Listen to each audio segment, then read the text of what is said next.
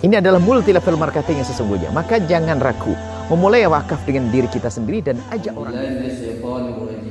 Bismillahirrahmanirrahim.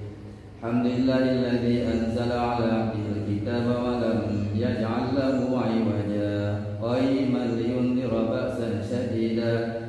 ba'san shadidan min ladunhu wa yubashshiral mu'minina alladzina ya'maluna ash-shalihat anna lahum ajran hasana magithina fiha abadahu wa yunzira alladzina qalu ittakhadallahu walada ma lahum bihi min ilmin wa la liabaihim kaburat kalimatan takhruju min afwahihim in yaquluna illa kadhiba fala'allaka baqi'un nafsaka 'ala atharihim in lam yu'minu bihadzal hadithi asafa inna ja'alna ma'al ardi zinatan laha linabluwahum ayyuhum ahsanu 'amala wa inna laja'iluna ma 'alayha sa'idan juruza am hasibta anna ashabal kahfi ar-raqim kanu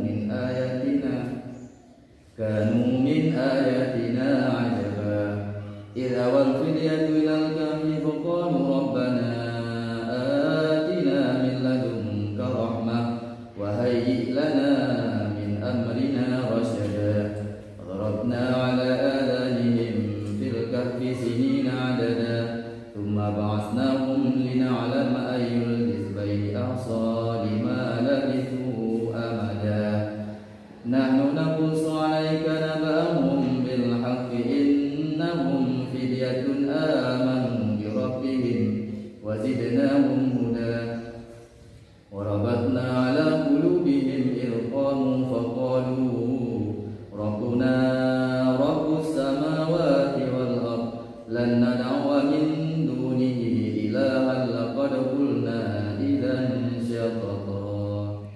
Hamdan syukurillah wassalamu ala rasulillah wa ala alihi wa sahbihi wa man yang mulia para dosen tinggi, yang mulia para hakim yang telah berhadir dalam ruangan yang sederhana ini.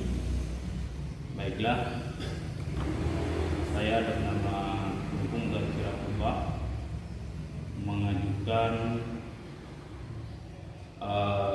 seminar proposal risalah yang berjudul Jual beli saham menurut perspektif fikih Syafi'iyah, untuk risalah sebagai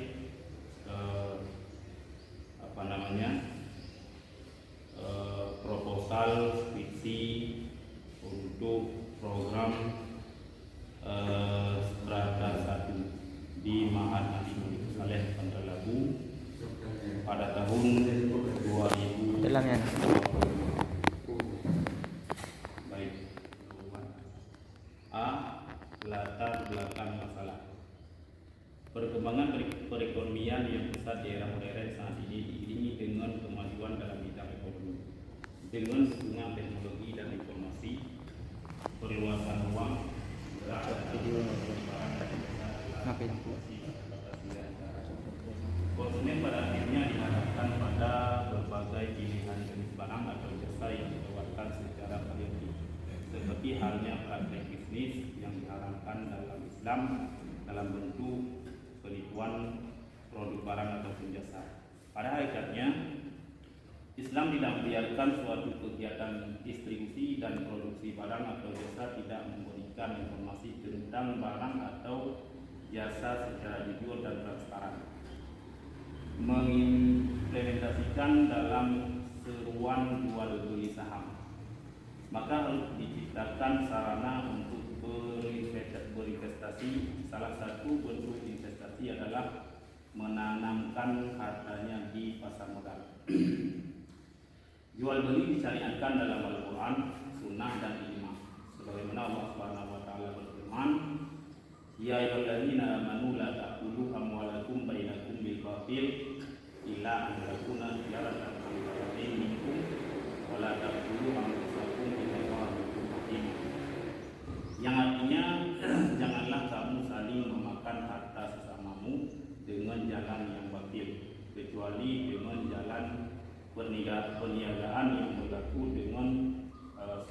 sama suka di antara kamu. Kemudian Rasulullah SAW bersabda dari Rif'ah bin Rafi' radhiyallahu ta'ala anhu dengan bunyinya sebagai berikut. Anna Nabi sallallahu alaihi wasallam su'ila ayul kasbi atibun qala amalu rajuli bi yadihi wa kullu bai'in mabrurun. Rawahul Bazzar wa sahihul Hakim. Yang artinya bahwa Nabi sallallahu alaihi wasallam ditanya mata pencarian apa yang paling baik ya Rasul? Beliau menjawab, pekerjaan seorang dengan tangannya sendiri dan setiap jual beli yang diriwayatkan oleh Al-Bazzar dan disahihkan oleh Al-Hakim. Transaksi jual beli dapat dikatakan mabrur jika transaksi jual beli tersebut sesuai dengan syariat. Salah satunya adalah berlaku jujur dan terpenuhi syarat dan rukun yang berlaku dalam transaksi jual beli. Jual beli merupakan aktivitas yang dibolehkan sejak masa Nabi hingga saat ini. Jual beli dikatakan sah setelah memenuhi rukun dan syarat yang telah dijelaskan dalam kitab fikih. Adapun rukun jual beli yaitu adanya orang yang berakad atau al-mu'ah akidain dalam rukun jual dan pembeli. Adanya silman yaitu lafaz ijab dan kabul, adanya barang yang dibeli dan adanya nilai tukar mengganti barang. Syarat-syarat yang harus dipenuhi dalam akad jual beli salah satunya adalah syarat objek akad yang diperjualbelikan, yaitu barang itu harus ada dan milik penjual atau tidak ada di tempat, tetapi pihak penjual menyatakan kesanggupannya untuk mengadakan barang itu dapat dimanfaatkan dan bermanfaat bagi manusia, boleh diserahkan saat akad berlangsung atau pada waktu yang disepakati ketika transaksi berlangsung, dan barang yang ditransaksikan harus dapat dilihat. Seiring dengan perkembangan zaman, bentuk kegiatan beli pun semakin berkembang, tidak hanya membeli tanah dan bangunan, properti ataupun membeli emas. Akan tetapi juga munculnya investasi baru, yaitu berupa pembelian surat-surat berharga seperti saham syariah, obligasi syariah, reksadana syariah, dan lain sebagainya. Bentuk investasi saham disebut juga dengan jual beli saham. Dalam literatur fikih, kata saham diambil dari istilah yang berasal dari bahasa Arab, yaitu musahamah, yang berasal dari kata saham yang artinya stok, yang berarti saling memberikan ataupun bagian. Adapun pengertian saham merupakan surat berharga dari bukti kepemilikan atas sebuah perusahaan yang melakukan penawaran umum dalam nominal ataupun presentasi yang tertentu. Fenomena ini tentunya menjadi pertanyaan besar dalam benak peneliti, karena menurut hemat peneliti jenis barang yang diperjualbelikan dalam bentuk saham belum ditemukan dalam literatur kuras, meskipun tidak menutup kemungkinan transaksi jual beli saham sudah pernah terjadi dalam konteks kontemporer. Maka dari latar belakang maka dari latar belakang di atas, peneliti bertekad untuk melakukan kajian serta penelitian dengan judul jual beli saham dalam perspektif fikih Syafi'iyah. B. Rumusan masalah. Agar penulisan ini tidak simpang siur dan terfokus pada apa yang akan dikaji, maka penulis merasa perlu membuat beberapa rumusan masalah, antara lain sebagai berikut. 1. Bagaimana pengertian jual beli saham. 2. Bagaimana pengertian fiqh Syafi'iyah. 3. Bagaimana perspektif fiqh Syafi'iyah terhadap transaksi jual beli saham yang kita beli. Kemudian C. Tujuan penelitian. Setiap penulisan karya tulis apapun sudah barang tentu ada tujuan yang akan dicapai. Karena apa saja permasalahan yang akan dikaji tentu didorong oleh tujuan tujuan masing-masing berpijak pada rumusan masalah di atas, maka tujuan peneliti dalam karya tulis ini adalah: satu, untuk mengetahui pengertian jual beli saham; dua, untuk mengetahui pengertian fiqh syafi'iyah; tiga, untuk mengetahui perspektif fiqh syafi'iyah terhadap transaksi jual beli saham. Kemudian D, manfaat penelitian. Dalam setiap karya ilmiah, penulisnya atau penelitinya tentu memiliki beragam manfaat yang hendak dicapai. Maka dalam hal ini penulis atau peneliti juga berharap penulisan ini atau penelitian ini dapat memberi manfaat. Adapun manfaat tersebut diantaranya adalah: satu, manfaat teoritis. A, penelitian ini diharapkan bisa memperkaya padanan keilmuan yang terkait dengan penelitian ini, yakni tentang transaksi jual beli saham dalam perspektif fikih syafi'iyah. B, penelitian ini diharapkan dapat dijadikan sebagai bahan rujukan untuk penelitian selanjutnya. Dua, secara praktis, A, penelitian ini diharapkan dapat dimanfaatkan oleh mahasiswa, mahasiswa atau kalangan umum yang mempelajari tentang jual beli dan yang terkait dengannya, khususnya mengenai transaksi jual beli saham dalam perspektif syafi'iyah. B, penelitian ini diharapkan bermanfaat bagi para praktisi hukum untuk dijadikan rujukan guna menyelesaikan masalah-masalah jual beli, khususnya jual beli saham. C, bagi penulis atau peneliti untuk menambah pengetahuan dan sekaligus sebagai tugas akhir studi peneliti atau penulis dalam mendapatkan gelar sarjana strata 1 pada program bidang studi fiqh wa usuluhu. E, daftar istilah. Untuk memperjelaskan ruang lingkup penelitian ini dan terhindar dari salah pengertian para pembaca dalam memahami istilah-istilah yang terdapat dalam karya penulis ini, maka penulis atau peneliti merasa perlu untuk memberikan penjelasan terhadap istilah yang dianggap penting dalam judul skripsi ini. Di antaranya adalah jual beli saham dan fiqh syafi'iyah. Satu, jual beli saham. Dalam literatur fikih, kata saham diambil dari istilah yang berasal dari bahasa Arab, yaitu musahamah, yang berasal dari kata sahm, yang berarti saling memberikan atau bagian. Adapun pengertian saham merupakan surat berharga dari bukti kepemilikan atas sebuah perusahaan yang melakukan penawaran umum dalam nominal ataupun persentase tertentu. Dua, fiqh syafi'iyah.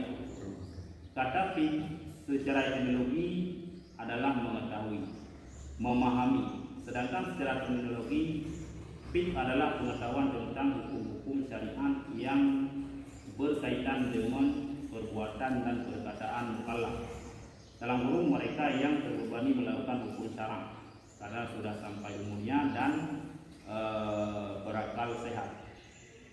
Adapun kata syafi'iyah berasal dari bahasa Arab, yaitu syafi'i, yang maksudnya adalah salah satu mazhab fiqh yang dicetus oleh Imam Muhammad bin Idris Asy-Syafi'i atau lebih dikenal dengan sebutan Imam Asy-Syafi'i. Beliau adalah salah seorang dari imam mazhab yang empat. Kemudian kata Syafi'i ditambah dengan dia nisbah dan taukid nisbah sehingga menjadi Syafi'iyah yang mengandung pengertian pengikut ataupun orang-orang yang bermazhab Syafi'i.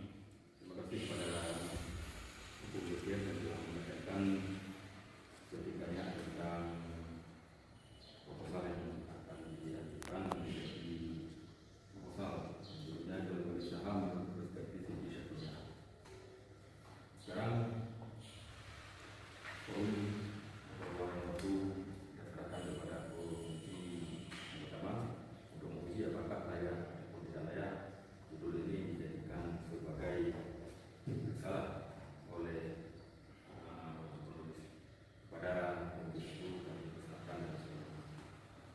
Bismillahirrahmanirrahim. Assalamualaikum warahmatullahi wabarakatuh. Alhamdulillahirrahmanirrahim.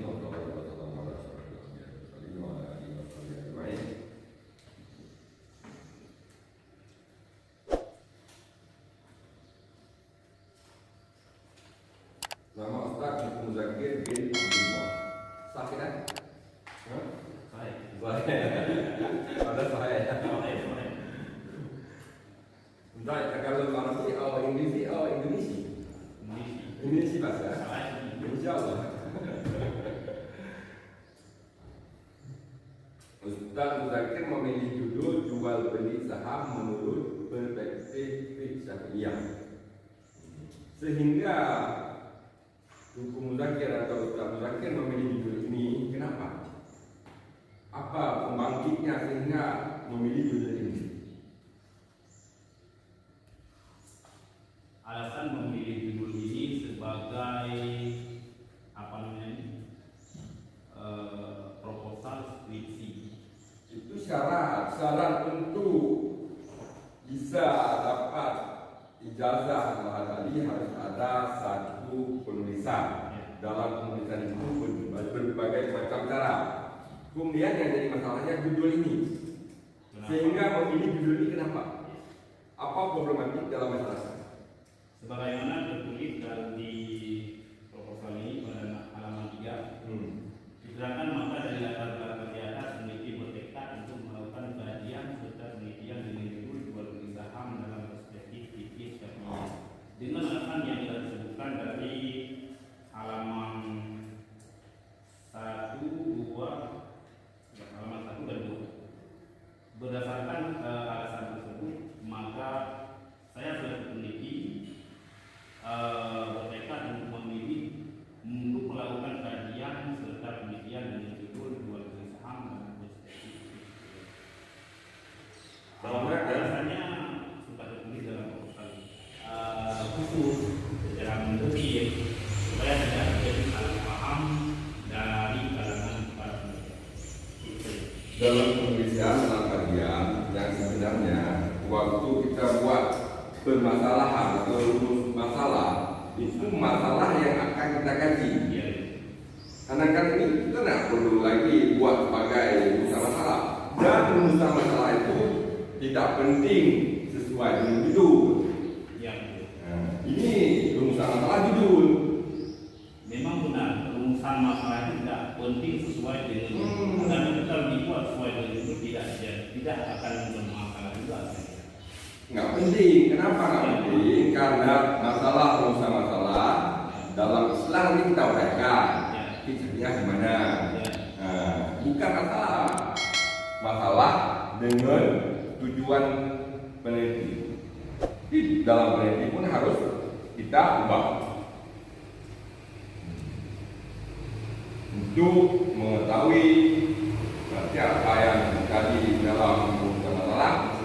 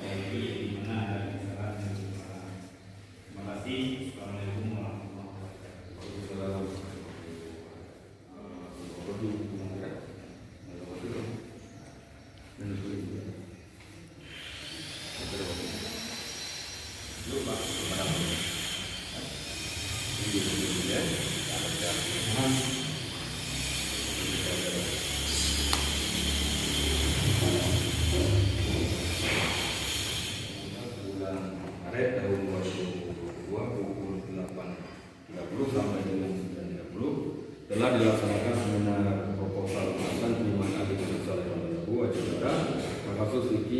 rasuluh yang bernama Sayyid Abdullah. Judul proposal membeli saham menurut perspektif fikih Syafi'iyah berdasarkan hasil seminar proposal Marsantri tersebut. Yang ini dinyatakan dapat diterima dan dilanjutkan ke tahap berikutnya dengan perbaikan-perbaikan.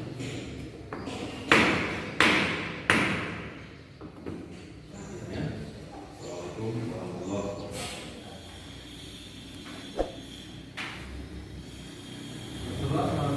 Bagaimana diungkapkan dalam literatur saya berlaku sebagai derul model dengan telah menjadi pedagang internasional pada usia 37 tahun dengan daerah toko eceran di Kota Makkah. Melalui kaidah yang telah ditetapkan oleh Islam. Grosir, supir, dan pengecer merupakan bentuk dari perdagangan yang terdapat perbedaan yang menimbulkan keseimbangan pasar. Dalam kondisi negara kita, fenomena yang ada menunjukkan ketertinggalan umat Islam dalam pencapaian keberhasilan perdagangan. Padahal secara teoritis, kewajiban zakat pada komunitas perdagangan dapat merangsang aktivitas mengingat pemindahan sejumlah aset dari inspektor kepada pihak didistribusikan oleh badan pengelola jasa dalam bentuk dana rupiah, pendidikan dan penelitian. Dalam dirinya dan dilanjutkan dengan membaca kesimpulan dari beliau salah yang akan ataupun membicarakan jadi munakasyahkan kepada peserta. Kami persilakan dengan segala. Alhamdulillahirrahmanirrahim. Bismillahirrahmanirrahim. Alhamdulillah wassalatu wassalamu ala rasulillah wa ala alihi wa sahbihi wa mawala. Rabbi shrah li sadri wa yassir li amri wa hlul 'uqdatam min lisani yafqahu qawli. Allahumma iftah 'alaina hikmataka wa anshur 'alaina rahmataka wa dzakirna ma nasina ya dzal jalali wal ikram. Ya Nabi Mustafa Rasulullah sallallahu alaihi wasallam wa ala alihi wa sahbihi ajma'in. Wa ala malaikatil muqarrabin wa syuhada'i was salihin wa ala walidayna wa ala masyayikhina wa ila hadhihi lahum ajma'in. Al-Fatihah. Alhamdulillah billahi minasyaitonir rajim. Bismillahirrahmanirrahim. Alhamdulillahi rabbil alamin arrahmanir rahim maliki yaumiddin. Iyyaka na'budu wa iyyaka nasta'in ihdinas siratal mustaqim. Siratal ladzina an'amta 'alaihim ghairil maghdubi 'alaihim waladdallin.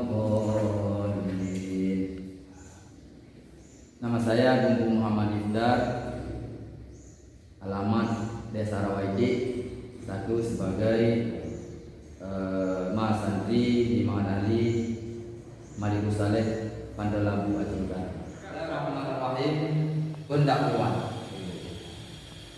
Latar belakang masalah, manusia menurut tabiatnya adalah makhluk sosial. Ia tidak bisa hidup sendiri dalam rangka melestarikan hidupnya, melainkan harus berinteraksi dengan yang lainnya yang disebut dengan hablum minan nas. Manusia juga memerlukan bantuan orang lain, juga ia memerlukan orang yang lainnya.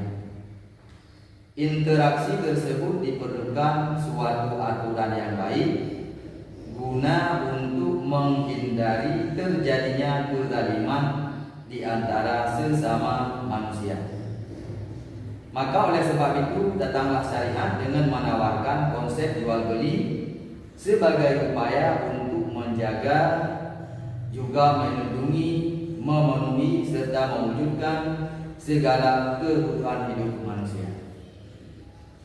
Jual beli sangat dibutuhkan manusia karena dalam kehidupan sehari-hari tidak semua orang memiliki apa yang dia butuhkan. Terkadang apa yang dibutuhkan itu berada di tangan orang lain. Maka untuk memenuhi kebutuhan hidupnya, jual beli adalah salah satu jalan yang harus ditempuh oleh manusia.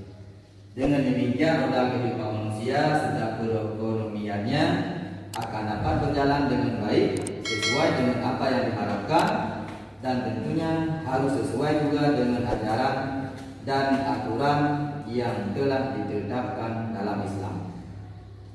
Fiqh muamalah adalah ilmu tentang hukum syara yang mengatur hubungan dan interaksi antara manusia dengan manusia yang lain dalam bidang kegiatan ekonomi.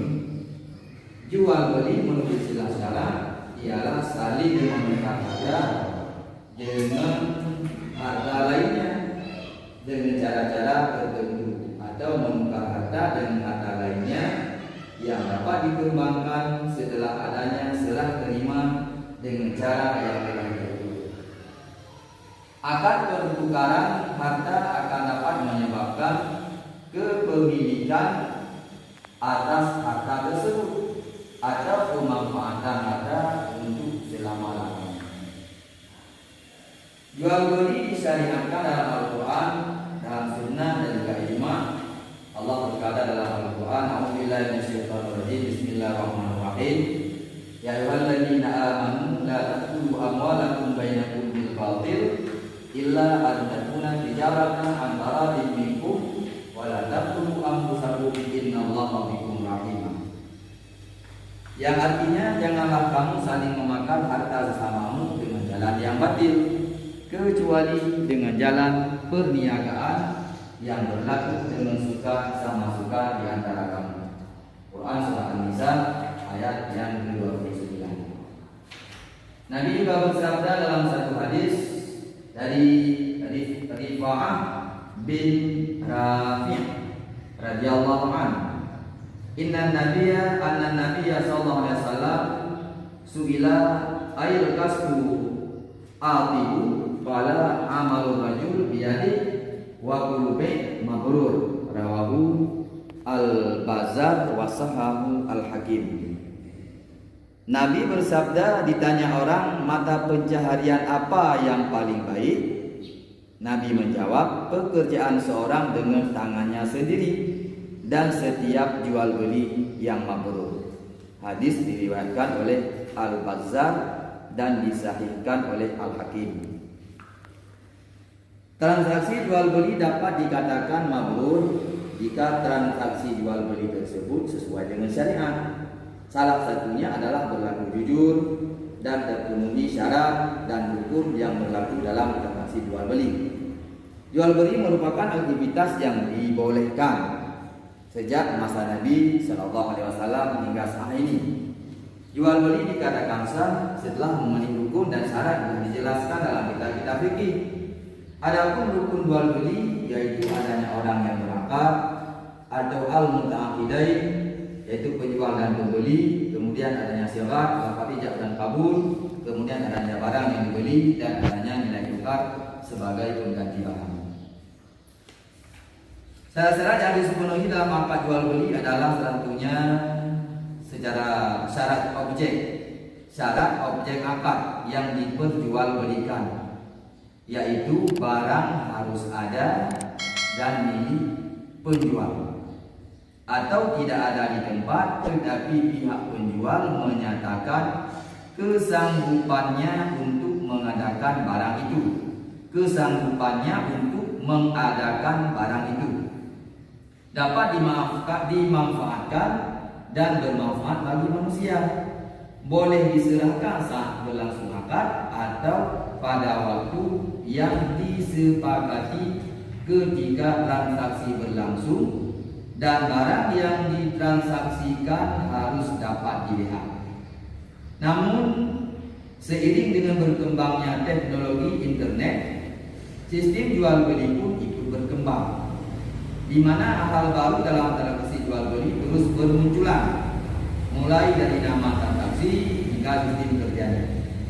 Salah satu jual beli online yang cukup menarik minat masyarakat adalah jual beli dalam bentuk dropshipping.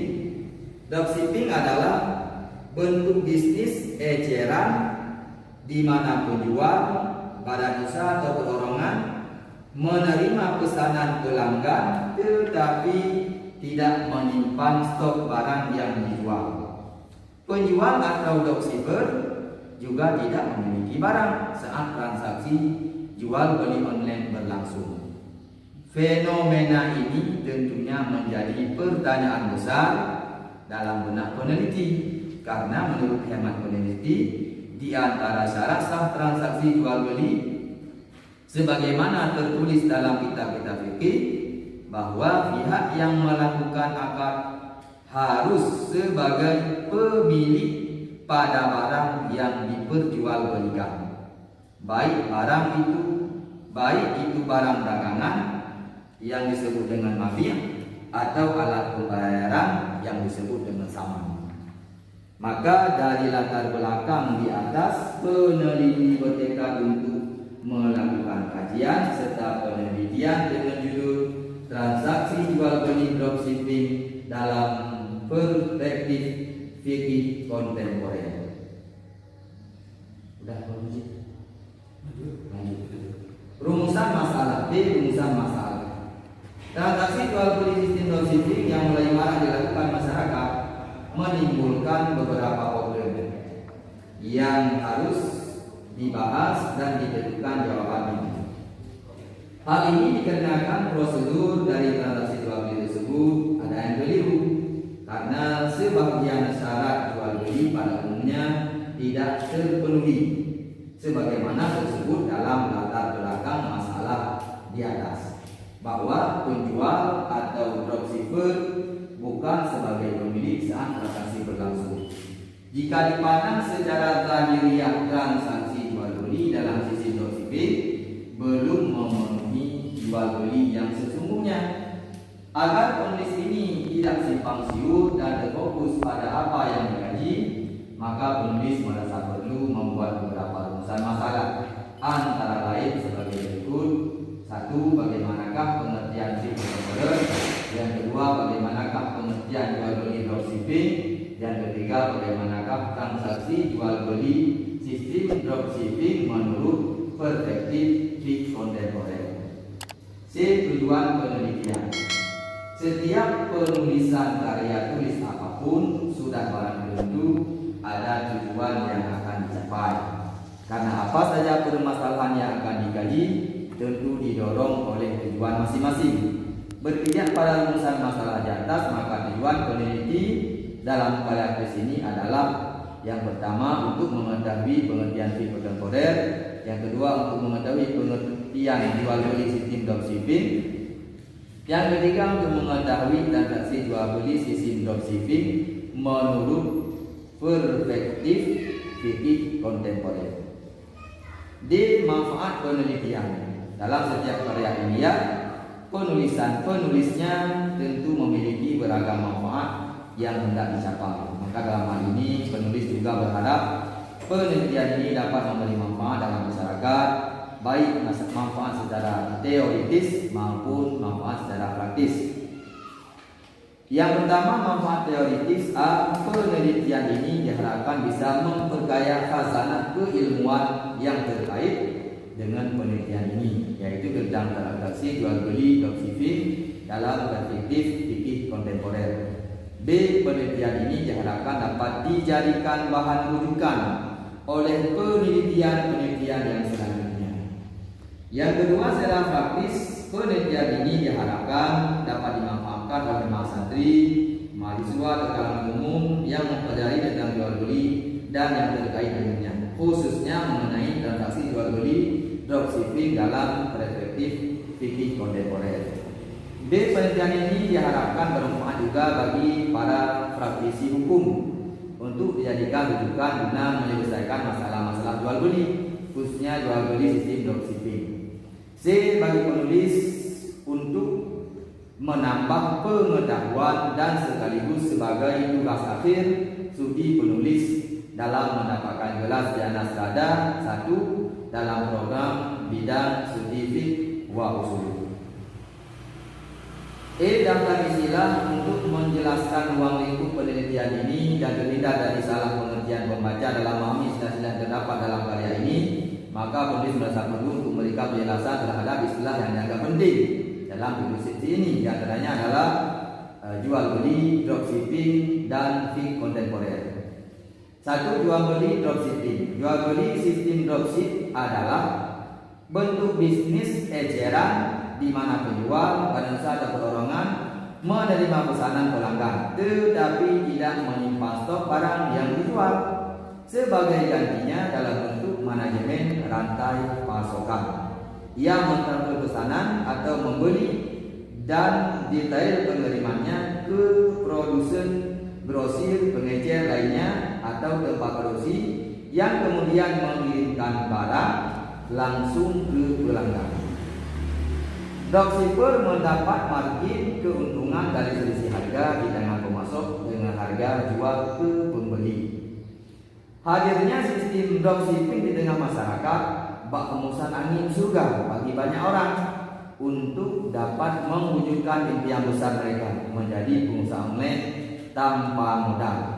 Betapa tidak dengan sistem dropshipping, pengusaha online dapat menjual produk bahkan berbagai produk kepada konsumen. Semua itu tanpa butuh modal atau berbagai piranti keras lainnya. Yang dibutuhkan hanyalah foto-foto produk yang berasal dari supplier ataupun toko. Pegiat juragan online dapat menjalankan usaha dengan sistem ini walaupun tanpa membeli barang terlebih dahulu. Namun demikian, juragan online dapat jual produk dimaksud ke konsumen dengan harga yang ditentukan oleh dropshipper. Dalam skema kerja dropship, penjual tidak harus mengeluarkan modal karena semuanya sudah diurus oleh pemasok. Tugas dropshipper hanya mencari pelanggan. Setelah mendapat pelanggan, dropshipper bisa langsung menghubungi pemasok barang untuk melakukan pesanan dan mengirimkan pesanan langsung ke alamat pembeli.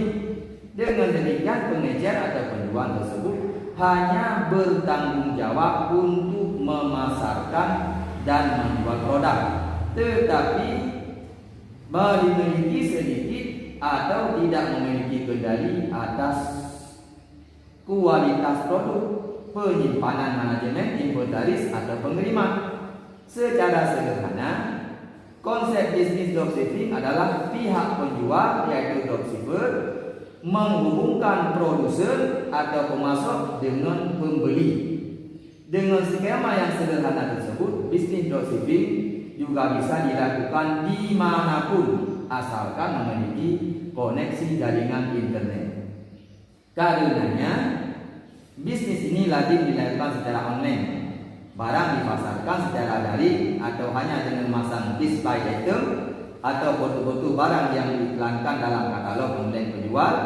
Lalu pihak pembeli melakukan transaksi lewat toko online kepada dropshipper. Setelah uang ditransfer, pihak dropshipper akan meneruskan pesanan kepada pihak pemasok untuk diproses hingga pengiriman barang kepada pembeli. Artinya, pihak penjual sebenarnya tidak memiliki barang saat itu, yaitu saat akad jual beli berlangsung. Barangnya ada di pihak supplier, yaitu pihak produsen atau pihak pemasok barang yang sedang ditransaksikan oleh pihak konsumen dengan pebisnis jual beli online dalam sistem dropshipping. Dan yang penting diperhatikan adalah bahwa jual beli dalam sistem dropship ada dua kategori, yaitu dropshipper berizin dan dropshipper tidak berizin. Adapun yang perlu dikaji dalam karya tulis ini adalah dropshipper yang tidak berizin.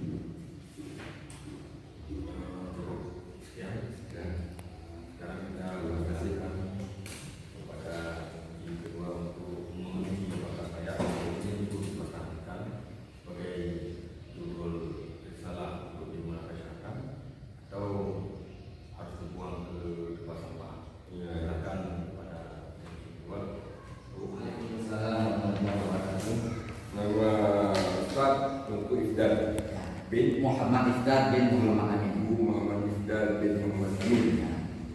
Anak yang berapa, Ustaz? Wah. Pakai lama-lama ini.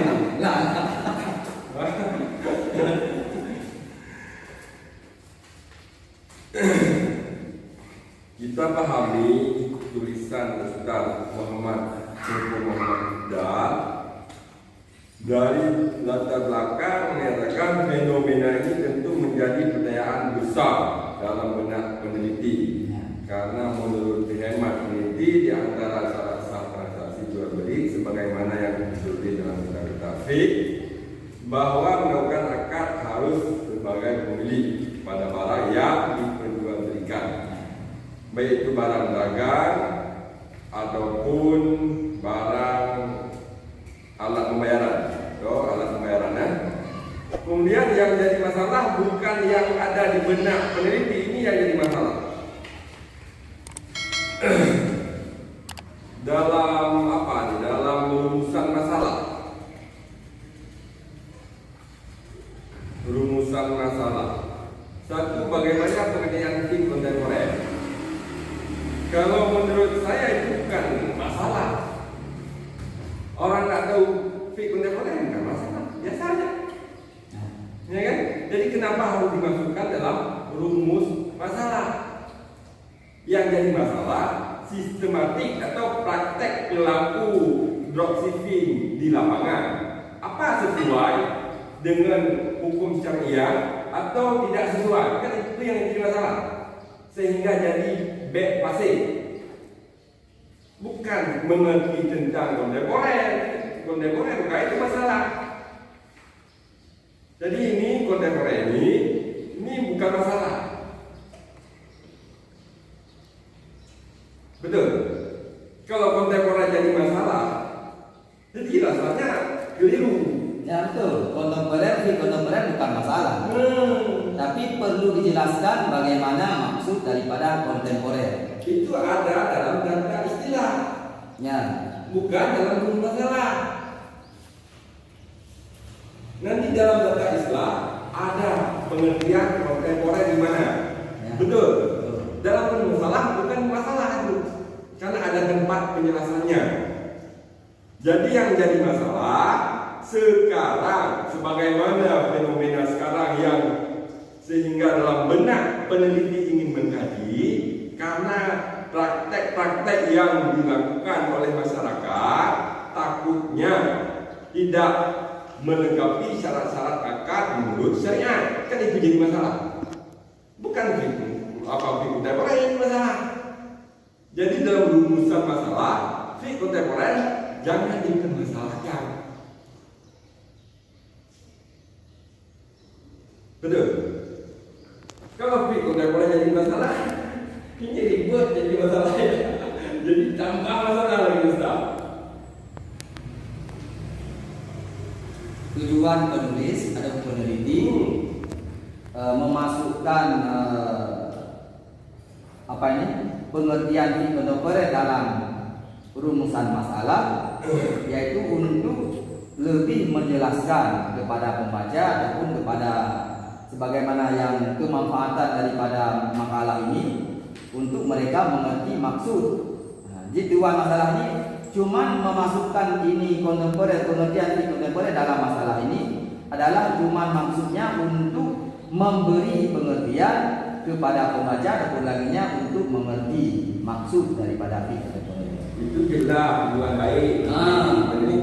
Bukan menjadikan itu sebagai masalah. Tidak masalah. Jadi kalau itu tujuan peneliti, ada dalam data istilah penjelasan istilah kan ada dalam daftar istilah. Jadi itu sudah jelas. Kemudian apa ini? Dah buat kontemporer.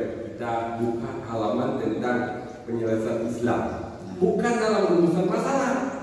Kalau dalam kok bisa ini kontemporer jadi masalah? Itu kan satu nama ilmu baru. Bukan masalah, satu nama ilmu baru. Fiqh kontemporer. Yang jadi masalah praktek dropshipping di lapangan apakah sesuai dengan pengertian yang ada dalam fiqh kontemporer? Kan itu yang jadi masalah. Kan itu yang Ustaz mau kaji. Ya betul. Jadi ini salah alamat diletakkan. Bagaimana pengertian fiqh kontemporer? Ini diletakkan dalam data istilah. Setuju? Nah, berarti kita ubah dalam poin pertama dalam rumusan masalah. Bagaimanakah praktek dropshipping di lapangan? Itu udah nomor 3, Bung Ji. Ataupun kita buat lain lagi atau Berarti di sini tinggal 2 aja. Bagaimana pengertian jual beli dropshipping? Boleh juga buat jual juga nggak apa-apa.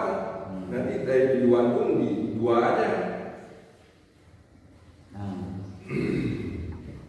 Tapi menurut hemat saya Bang Uji, di sini dibagi harus 3 nih. 3 dengan itu kita buat lain. Yang pertama pengertian fi kontemporer. Fi kontemporer kalau kita menjelaskan dah ada dalam istilah. Data istilah nanti orang nggak tahu apa kontemporer, apa fi, apa dropshipping kan ada kan? Ada. Yang tujuan yang jadi masalah apa? Kronologi di lapangan yang dilakukan oleh pembeli dropshipping dan penjual dropshipping sesuai dengan akidah, sesuai dengan syariat, kan itu masalah. Bukan kontemporernya masalah. Kontemporer ada masalah, itu satu nama ilmu baru. Ya, ilmu baru tentang Sudah dijelaskan dalam istilah. Yang jadi masalah bagaimanakah praktek kronologi oleh pelaku dropshipping. Ya, itu yang jadi masalah. Itu yang kita ingin kaji sesuai dengan fiqh karir atau fiqh kontemporer atau tidak. Betul. Makanya kita ubah, ya kan? Oke, kita ubah. Jadi 3 juga. Berarti kita buat poin yang pertama, permasalahan sehingga pengkaji ingin mengkaji tentang dropshipping adalah bagaimanakah sistem ataupun praktek pelaku dropshipping yang berlaku dalam masyarakat, sesuaikah dengan fiqh kontemporer ataupun tidak. Itu masalah.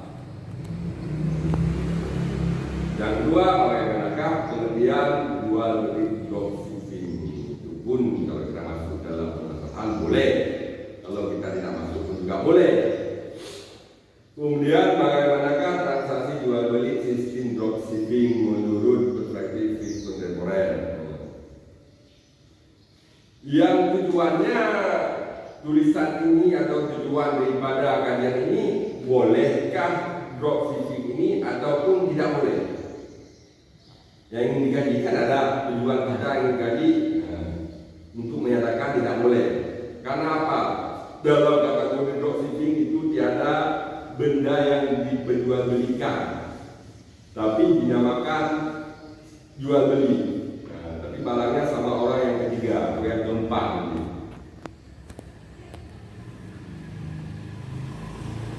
Tujuan daripada penelitian ini adalah meneliti, karena dropshipping terbagi 2. Ada yang berizin, ada yang tidak berizin. Jadi yang ini diliti adalah dropshipping yang tidak berizin. Jadi dropshipping yang tidak berizin ini hasil penelitian secara besarnya tidak dibolehkan. Kenapa yang berizin dibolehkan, yang tidak berizin tidak dibolehkan? Karena yang berizin itu sesuai untuk makbrurnya lebih tepat. Enggak, yang namanya dropshipping ada legal, ada ilegal. Ya. Yang legal berarti terdaftar dengan Menteri Perdagangan. Yang non legal, namanya ilegal, tidak terdaftar. Dan siapa saja boleh buat karena dia berbentuk aplikasi. Akan tetapi secara kronologinya yang namanya dropshipping sama. Cuma beda terdaftar dengan Kementerian Perdagangan dan tidak terdaftar dengan Kementerian Perdagangan. Yang kronologinya sama, tidak ada barang yang diperjualbelikan. Kenapa Ustaz bilang yang ada ini? Bisa, yang ada ini nggak bisa. Sedangkan kronologinya sama, bedanya terdaftar dan tidak terdaftar. Ya, sebagaimana hadis yang di belakang, yaitu ulumai mabrur. Pada yang legal itu mabrurnya dengan yang tidak legal berbeda. Karena kan kronologinya sama, Kejadiannya sama, tetapi pertanggungjawaban bisnis yang legal dengan yang tidak legal itu berbeda. kenapa berbeda? Karena kita bukan negara Islam. walaupun bukan negara Islam. Berarti yang tegak-tegakkan walaupun tidak ada akad di situ, walaupun tidak ada barang juga dah boleh. Nah, dibolehkan karena Menteri Agama akan memberikan tahu. bukan. Untuk makruhnya lebih dosa.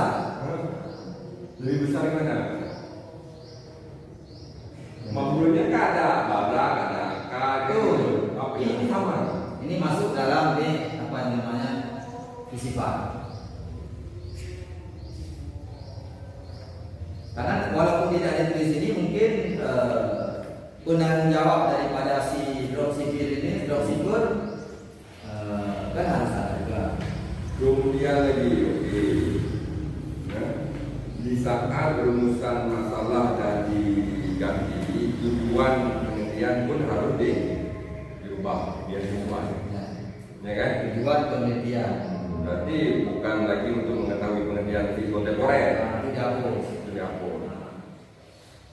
Dan di akhir itu ada seminar proposal laman di saudara bersanji pada hari ini Senin tanggal 19 bulan Maret tahun 2020 sampai 12 telah dilaksanakan seminar proposal lunas santri di Nusa Tenggara Barat saudara kasus Fikofuru atas nama Hamidah ini 18 sampai 104 judul proposal transaksi jual beli online dalam sistem dropshipping menurut perspektif kontemporer. Berdasarkan hasil seminar proposal santri tersebut di atas, dan ini dinyatakan dapat diterima dan dilanjutkan ke tahap berikutnya dengan catatan perbaikan. Pada peserta akan dua baca doa.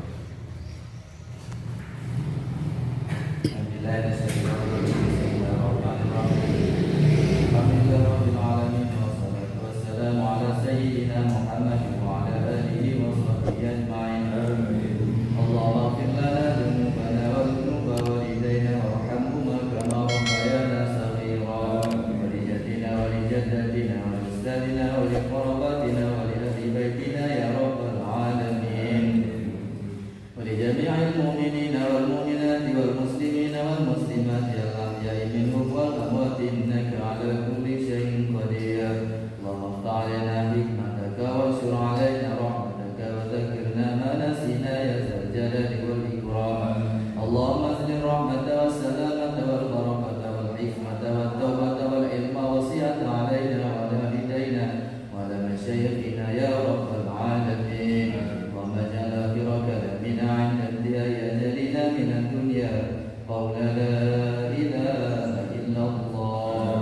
ربنا آتنا في الدنيا حسنة وفي الآخرة حسنة وقنا عذاب النار. سبحان ربك رب العزة عما يصفون وسلام على المرسلين والحمد لله رب العالمين. الفاتحة.